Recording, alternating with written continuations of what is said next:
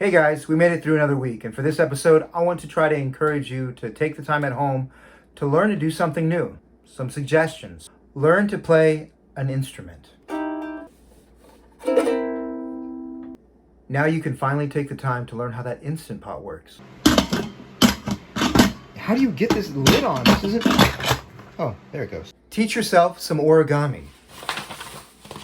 Ta-da! Challenge yourself with some advanced math. The answer is 7. Practice your drawing. Learn to juggle. Finally, take the time to learn to make good homemade tortillas.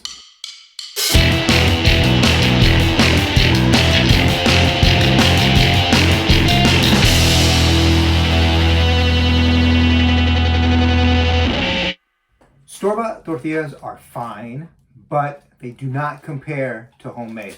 I've tried to make homemade tortillas before and they came out like flatbread crackers, so they were not good. I'm trying a new recipe. I've watched a YouTube video like 50 times and I'm really hoping that this is going to work because I have not tried it out yet. So we'll see what happens. Hopefully I don't fail.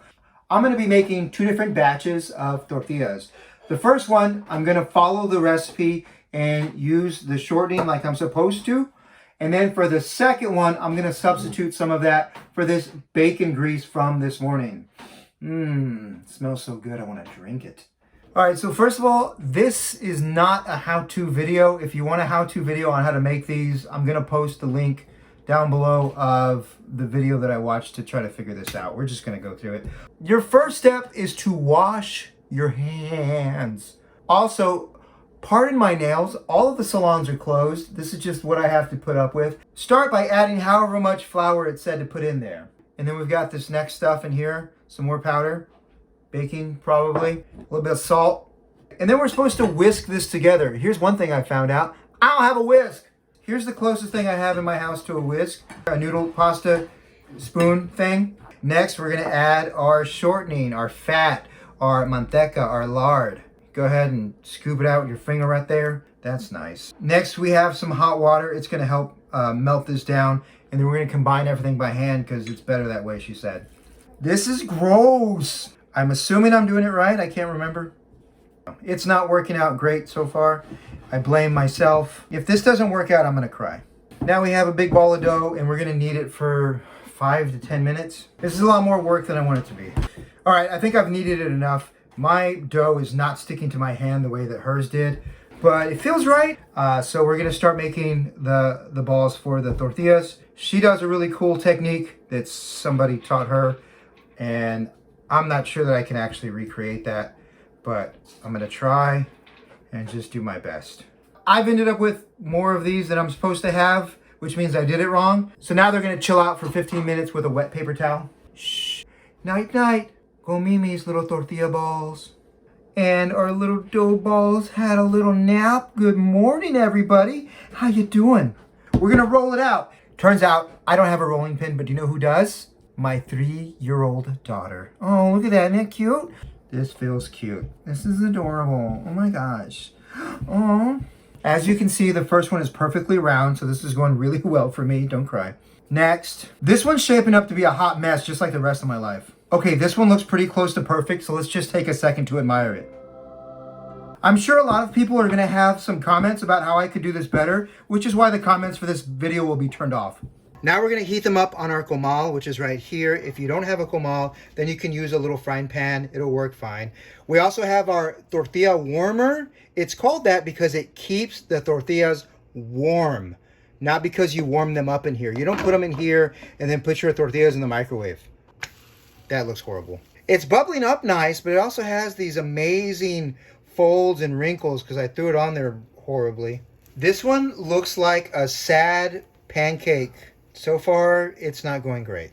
I would be upset if I wasn't so sad about this. You want to leave it on there until you stop crying. If I had to guess what the problem is, I would say it's me. Is that what you do? I don't know. I don't know. I'm still trying to figure out how to get them on there flat the first time. That's not it. Maybe. Oh, a little better. Okay. All right. I made it worse. The tortilla will tell you when it's ready to flip. Oh, perfect. Ignore that. You could use a spatula to flip your tortillas if you don't want to burn your fingers. But if you do that, then you have to start calling them Mexican pancakes. Now comes the best part where you get to enjoy whatever it is that you made. And so I'm going to try both tortillas. I'm going to have the bacon grease tortilla with just a little bit of butter on it. And then I have a taco that I made with my other one. And we'll see how those came out. Okay, so I might have lied about it being a little bit of butter. So the bacon tortilla with the butter. And now we'll try the taco. The tortillas didn't come out perfect. I didn't expect them to the first time, but I'm going to keep trying. I hope you guys enjoyed watching. I still miss you guys. I wish we were back at school together. I hope that you'll take this time that you're at home to dive into something that you're interested in. Share it with me and let me know how it's going. Okay, bye. Don't forget to thumbs up on the subscribe and then like the button. That's how it works.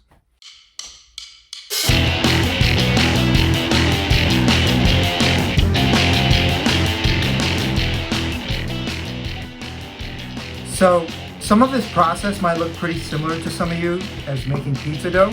And a lot of people don't realize this, but Italians actually got the idea for pizza from Mexico. And as long as you don't check any history books, I'm right. Look, pizza ain't nothing but a taco that you don't fold.